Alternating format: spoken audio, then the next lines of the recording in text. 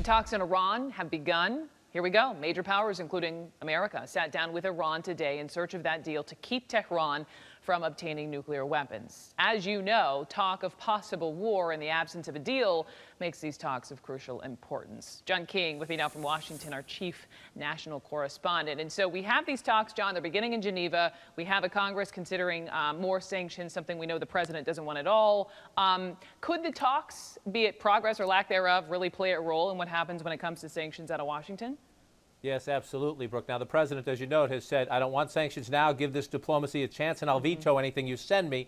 But remember, A, a lot of lawmakers feel strongly about this. B, it's an election year, so some may feel extra strongly about it if they think it helps them. So what is said publicly could affect the climate here in Washington, and that's hard for the administration because Iran just today drawing a red line saying, we'll negotiate here, but we are not going to dismantle any nuclear facilities. Well, the United States and its partners want Iran to dismantle some of those facilities. So if you're in favor of sanctions in Congress, you're going to say, I told you so, Mr. President. They're not serious, and try to advance sanctions. Now, will that happen on the first day, after the first day? No, because the White House can go back and say, hey, look, everyone's going to come in with a little bluster on the first day. Give this time. But if you see over the next couple of weeks and maybe the next couple of months, Iran saying no, no, and no, there will be people in Congress who say the only way to get them to negotiate in good faith is to threaten more sanctions.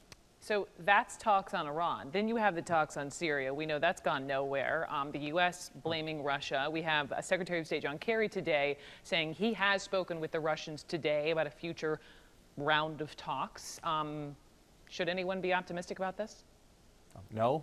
I hate to say that, but yeah. No. I mean, if you want to be real and you talk to people who understand this issue, understand the private conversations, understand the details, there's reason to be more optimistic about Iran than there is to be about Syria. Wow. And I'm not telling anyone to be terribly optimistic about the Iran talks.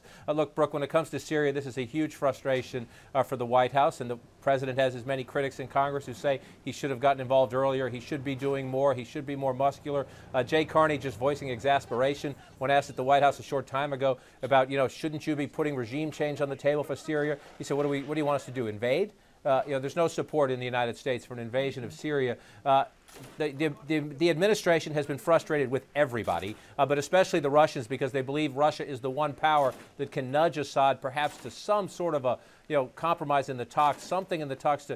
They're talking here about try to get some kind of a ceasefire, try to get some kind of a dialing back. There's no one who has a roadmap for any peaceful settlement of this, Brooke, but here's all I can say is you'd rather be talking than not talking, despite the fact that there's no clear path for progress. John King, thank you very much.